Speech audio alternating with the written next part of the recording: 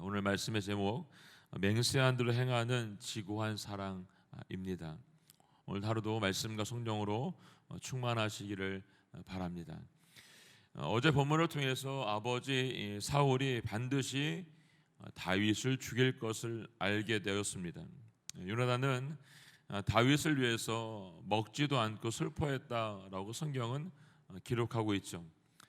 요나단의 친구인 다윗의 모욕을 당한 것에 대한 분노였고, 어찌 보면 자신이 아무것도 할 수 없다라고 하는 사실에 분노하고 있는지도 모르겠습니다. 요나단에게는 이런 마음이 있었던 것 같아요. 아버지 사울이 다윗을 죽이는 일은 없을 것이다.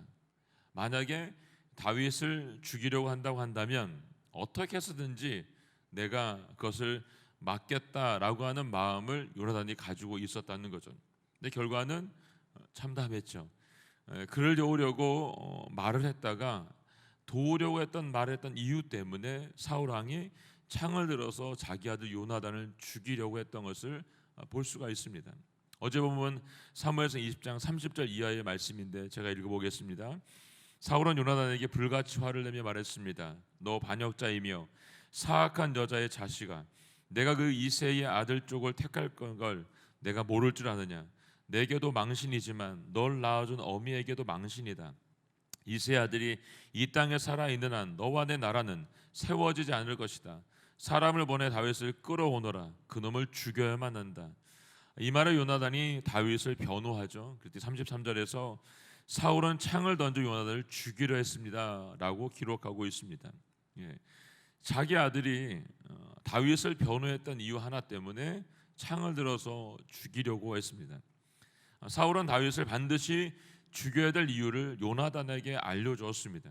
그런데도 요나단은 다윗을 지키기 위해서 변호했다는 것이죠. 요나단의 마음은 아버지 사울과 분명히 달랐다고 하는 것을 오늘 성경을 통해서도 볼 수가 있습니다. 그는 이 나라의 다음 왕위가 자기에게 있지 않다는 것을 알고 있었습니다. 하나님이 정하신 다윗에게 있음을 요나단은 이미 알고 있었죠. 요나단이 하나님의 사람이 아니었다고 한다면, 하나님의 이 일을 알지 못했다고 한다면 그는 어떻게 했을까요? 가장 먼저 다윗을 찾아가서 그를 죽였을 겁니다. 근데 요나단은 그렇게 하지 않습니다. 오히려 요나단은 다윗과 맺었던 언약, 맹세죠. 그 약속을 지키고 있는 것을 볼 수가 있습니다. 오늘 본문 35절 말씀 먼저 읽어보겠습니다. 35절 시작. 아침에 되자 요나단은 한 소년을 데리고 다윗을 만나기 위해 들판으로 나갔습니다.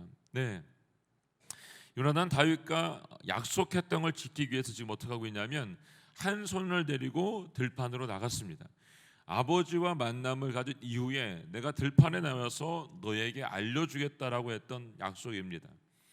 이미 사울 왕을 만나기 전에 이 약속을 했다라고 하는 거죠. 사무엘상 20장 12절에 보게 되면 이렇게 써 있습니다. 그러자 요나단이 다윗에게 말했습니다. 이스라엘 하나님 여호와께 맹세하고 말하겠네. 내가 모레 이맘때쯤에 내 아버지의 마음을 떠보겠네. 그 아버지가 자네를 좋게 생각하시면 사람을 보내 알려주겠네. 하지만 아버지가 자네를 해치려고 하신다는 것을 알게 되면 자네에게 알려서 자네가 무사히 갈 수 있도록 내가 해주겠네 라고 이미 두 사람만의 약속을 했습니다. 그리고 여호와의 이름으로 다윗에게 맹세했습니다. 사울 왕이 다윗을 죽이려고 하는 것을 알리기 위해서 지금 어떻게 했냐면 한 소년과 함께 이 들판에 나왔다라고 지금 얘기해주고 있습니다. 이제 두 사람만이 알고 있는 방법으로 요나단이 다윗에게 여기서 빨리 안전하지 않기 때문에 도망가야 된다는 것을 알립니다. 그 말씀이 36절부터 39절까지의 말씀입니다. 함께 읽어볼까요? 시작. 요나단이 그 소년에게 말했습니다. 달려가 내가 쏘는 화살들을 찾아오너라. 소년이 달려가자 요나단은 소년의 머리 위로 화살을 쏘았습니다. 소년의 화살이 떨어진 곳에 다다를 즈음 요나단은 소년의 뒤에서 소리 질렀습니다. 화살이 내 앞에 있지 않느냐? 요나단은 소년의 뒤에서 계속 소리 질렀습니다. 서성대지 말고 빨리 달려가거라. 소년은 화살을 주워 요나단에게로 돌아왔습니다. 소년은 이 모든 것을 전혀 알지 못했습니다. 요나단과 다윗만 알 뿐이었습니다. 아멘. 요나단과 다윗만 알고 있는 약속이 있었다는 거죠. 그래서 요나단은 활을 쏘면서 큰 소리로 외쳤습니다. 화살이 내 앞에 있으니 서상되지 말고 빨리 달려가거라. 이 말은 이렇게 읽을 수 있겠죠. 위험이 내 앞에 있으니 빨리 달아나라, 도망가라 라고 하는 소리로 이야기할 수 있습니다. 다윗에게 위험이 있으니, 아버지가 널 죽이려 하니 빨리 몸을 피해야 살 수 있다라고 말하고 있는 요나단의 외침이기도 합니다. 여러분, 진정한 친구는 모든 위험과 모든 시험 속에서 함께할 수 있는 사람이 진정한 친구이죠. 지금 요나단과 이 다윗의 모습을 통해서 진정한 친구의 모습이 어떤지를 우리에게 알려주고 있습니다. 다윗의 죽음이라고 하는 시험 앞에 요나단은 든든한 동역자가 되어주고 있고 구원자로서 그곳에 있는 것을 볼 수가 있습니다. 이 사실을 만약에 아버지인 사울왕이 알았다면 어떻게 될까요? 아무리 아들이었어도 여러분 분명히 죽였을 겁니다. 그 죽음을 무릅쓰고 지금 다윗을 살리기 위해서 들판에 나와 있습니다. 왜죠, 여러분? 이 모든 위험에도 불구하고 요나단은 다윗과 맺었던 맹세, 이 언약을 지키기 위해서입니다. 오늘 제목처럼 맹세한 대로 행하는 지구한 사랑이 요나단에게 있었다는 것이죠. 맹세를 지키고 있는 요나단은 하나님에 대한 이 경외감으로 가득 찬 사람인 것을 우리는 이미 알고 있습니다. 그는 모든 전쟁 가운데서 다윗과 함께하고 있던 하나님의 그 모습의 삶을, 다윗과 함께했던 하나님을 그가 알고 있었기 때문에 그래요. 그럼 요나단을 하나님께 어떻게 하셨습니까? 특별히 다윗을 위해서 쓰기 위해서 준비해 놓았다고 하는 것을 오늘 우리는 볼 수가 있습니다. 지금 이 상황에서 다윗을 구해줄 수 있는 사람은 사울 왕과 가장 가까이 있는 사람이 아니면 도와줄 수가 없습니다. 그가 죽임을 당하고 그가 여기서 더 이상 살 수 없다라고 해서 알 수 있는 사람, 그 사람은 사울과 가장 가까이 있는 사람이어야 되는 거죠. 그래서 하나님은 사울의 가장 믿고 신뢰할 수 있는 요나단, 그의 아들을 준비시키시고 여기까지 인도해 주신 겁니다. 요나단은 사울이 자신의 모든 것들을 믿고 의논할 수 있는 유일한 대상이었습니다. 사울 왕이 자기 아들에게는 자기의 있는 것들을 하나도 남기지 않고 알려주었던 것을 볼 수가 있습니다. 사울은 요나단에게 다윗을 죽어야 되는 이유에 대해서 분명히 오늘 얘기해 주었던 것을 볼 수가 있습니다. 오늘 본문을 통해서 묵상하고 기도하기 원하는 것은 요나단과 다윗의 맹세, 이 약속의 중요성입니다. 두 사람이 한 약속이지만 이 자신의 이익을 위해 산 쪽이 어기면 아무 소용이 없는 것이 이 약속입니다. 그래서 요즘에 우리가 살고 있는 세상 어떻습니까? 약속을 해놓고 종종 지키지 않는 것들을 우리 주변에서 볼 수가 있습니다. 오늘 요나단과 다윗의 약속을 통해서 우리들의 삶 속에 신실하게 지켜야 될 맹세, 약속이 있다고 한다면 무엇이 있는지 생각해보고 기도할 수 있기를 원합니다. 그 약속이 자녀와 약속이든 부모님과 약속이든 남편과 아내와 약속이든 공동체와 손식구들과 약속이든 이것을 지킬 수 있기를 원합니다. 그리고 그것을 기도할 수 있기를 원합니다. 이제 요나단은 소년을 돌려보내고 난 다음에 숨어있는 다윗을 만납니다. 40절과 41절 말씀입니다. 함께 읽겠습니다. 시작. 그러고 나서 요나단은 다윗에게, 소년에게 자기 무기들을 주며 말했습니다. 가거라, 이것을 성에 갖다 놓아라. 소년이 가고 난 뒤 다윗은 바위의 남쪽에서 일어나 땅에 엎드려 3번 절했습니다. 그리고 그들은 서로 입을 맞추고 함께 울었습니다. 다윗이 더 많이 울었습니다. 아멘. 네.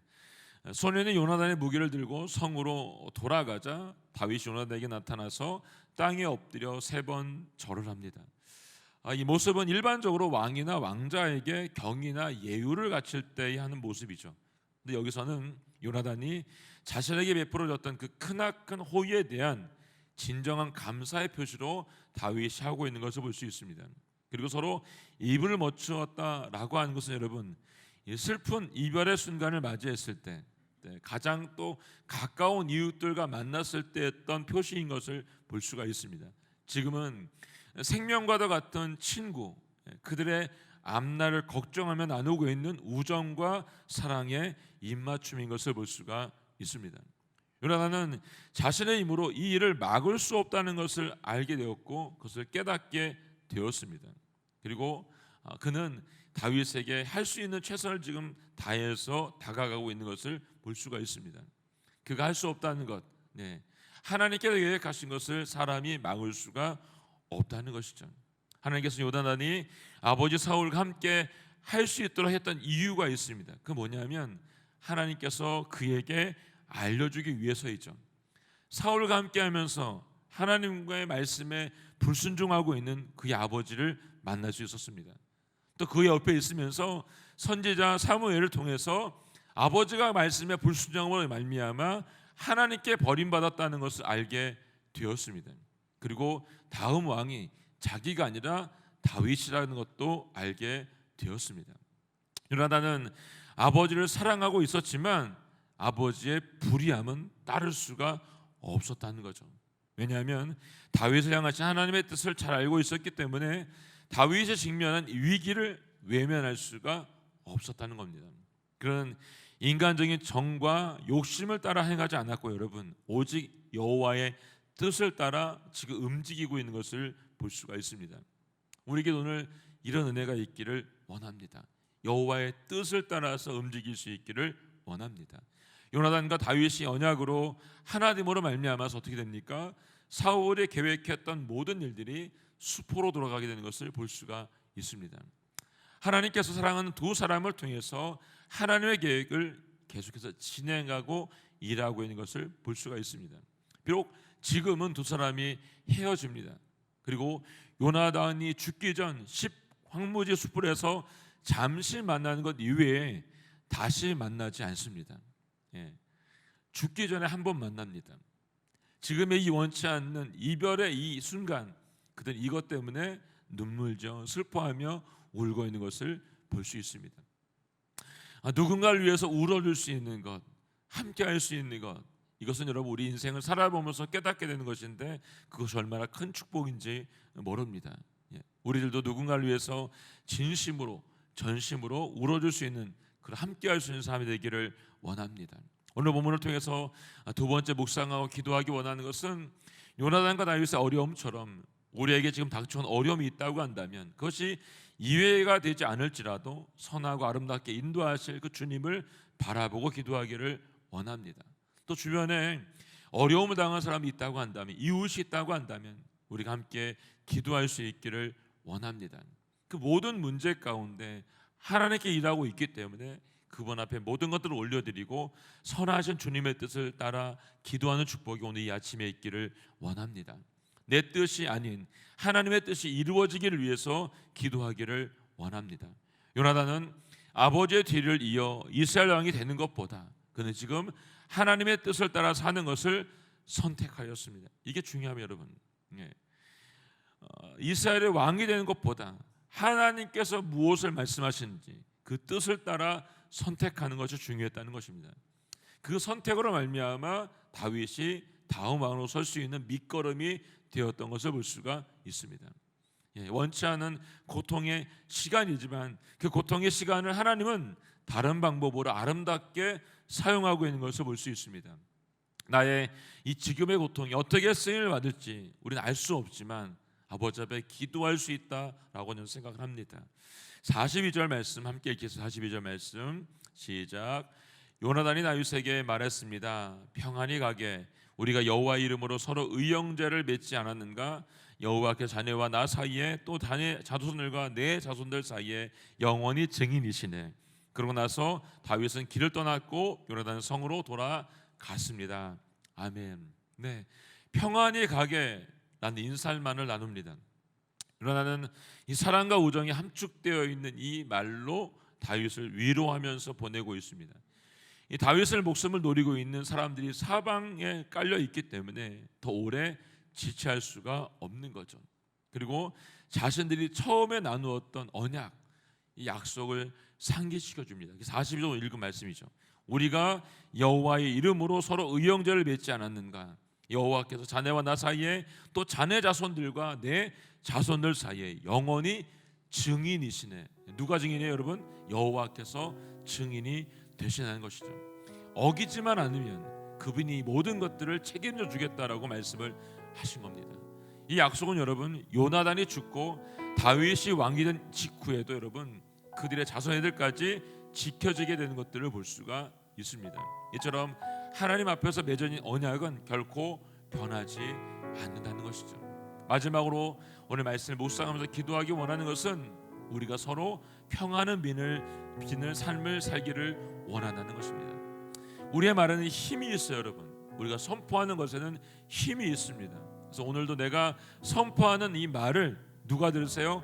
하나님께서 들으십니다. 그리고 응답하십니다. 오늘 우리가 평안을 빌면 하나님께서 그곳에 하나님의 평안을 주실 것이라고 저는 믿습니다. 이 새벽을 깨우고 나오신 사랑하는 성도님들에게 그 가정 안에 주님의 축복과 평안이 임하기를 예수님의 이름으로 선포합니다. 이 은혜가 우리에게만 임할 뿐 아니라 우리가 만나는 모든 사람들에게도 오늘 빌 수 있기를 예수님으로 축원합니다.